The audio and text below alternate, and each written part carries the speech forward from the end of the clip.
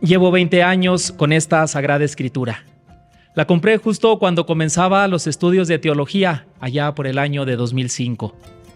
Ha sido mi compañera mientras estudio, mientras doy clases y sobre todo mientras oro. 2 veces la he tenido que mandar empastar, las hojas ya se le están desprendiendo. Una vez se me perdió y la recuperé hasta meses después. 2 veces la he leído de principio a fin. Una en unos ejercicios espirituales ignacianos que duran 1 mes y la otra subrayando pasajes y textos significativos. Tengo aquí con 2 colores diferentes lo que voy destacando. Otras muchas veces la he repasado una y otra vez, en sus libros, en sus pasajes, en sus versículos y frases. He dirigido muchas charlas con ella en la mano, orientado a personas y orado con mi comunidad. Sin pensarlo, esta Biblia se ha vuelto parte de mí.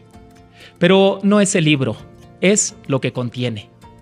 La palabra de Dios ha sido siempre una luz en mi camino. Es calidez en tiempos fríos. Siempre viva y eficaz, nunca deja de sorprenderme con su novedad, con su frescura, con su consuelo. A veces, aunque piense que ya me sé un pasaje, siempre hay cosas nuevas. Siempre se puede actualizar.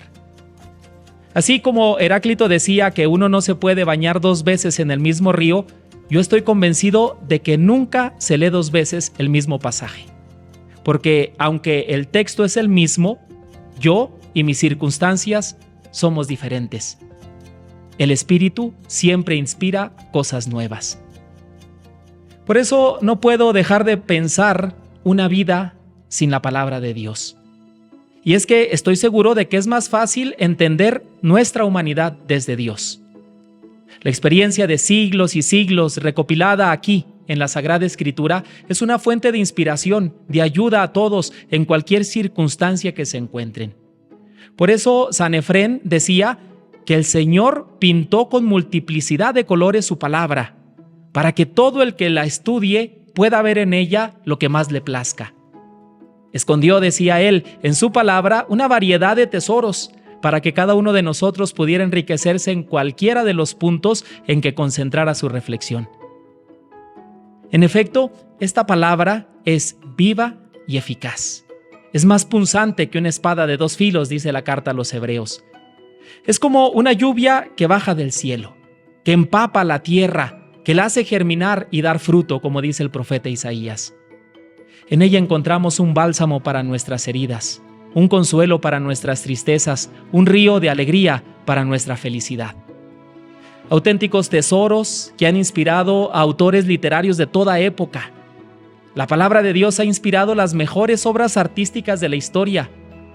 La cultura de Occidente es imposible entenderla sin la palabra de Dios. Los evangelios, cada vez que los leemos, nos recuerdan especialmente pasajes así interesantes como la parábola del hijo pródigo en Lucas 15. Por ejemplo, la parábola del buen samaritano o las bienaventuranzas. Frases que llegan a lo profundo del corazón. Si nos vamos, por ejemplo, al Evangelio de San Juan, yo soy el camino, la verdad y la vida, ahí en el capítulo 14. El mismo Juan, ahí en el capítulo 8, la verdad los hará libres. Ahí mismo en ese capítulo, el que esté sin pecado, que tire la primera piedra. ¿Quién no se sabe todas esas frases? ¿Quién no las ha leído? ¿Quién no las ha meditado? Hay que rezar, por ejemplo, con el Salmo 51. Todos hemos pecado. Y cuando necesitamos de la misericordia de Dios, este salmo nos puede ayudar. Misericordia, Dios mío, por tu bondad, por tu inmensa compasión, borra mi culpa. Por ejemplo, leer Mateo 6, cuando estamos preocupados, dice allí en este pasaje, no anden preocupados por su vida, por qué comerán, ni por su cuerpo, con qué se vestirán. Dice, de todas estas cosas se preocupan los paganos. Y termina diciendo, busca primero el reino de Dios y su justicia, y todas las demás cosas se te darán por añadidura. Escuchar, por ejemplo, las palabras de San Pablo ahí en Romanos 8:31, cuando andamos desesperanzados. Si Dios está con nosotros, ¿quién estará contra nosotros? En todo vencemos gracias a Jesús que nos ama. Leer el Salmo 23 cuando nos sentimos solos, qué esperanza nos da. Todos nos lo sabemos. El Señor es mi pastor, nada me falta. En verdes praderas me hace reposar. O el gran himno del amor de San Pablo cuando nos sentimos enamorados. El amor es comprensivo, el amor es servicial. Y termina diciendo San Pablo, el amor dura por siempre. Así tendremos que estar siempre alegres. La palabra de Dios nos transmite alegría. En Filipenses 4, estén siempre alegres en el Señor. Se los repito, estén alegres. ¿Cuántas historias y personajes encontramos en la Biblia?